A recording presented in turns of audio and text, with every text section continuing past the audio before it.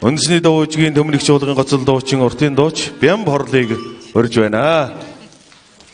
Морин хуурч төвшин жаргал. Бям хорл маань Монголын үндэсний радио телевизээс зохион явуулсан Монгол төмний дууны их наадмын уртын дууны төрөлд тэргүүн байрын шагналыг хүртсэн дуучаан.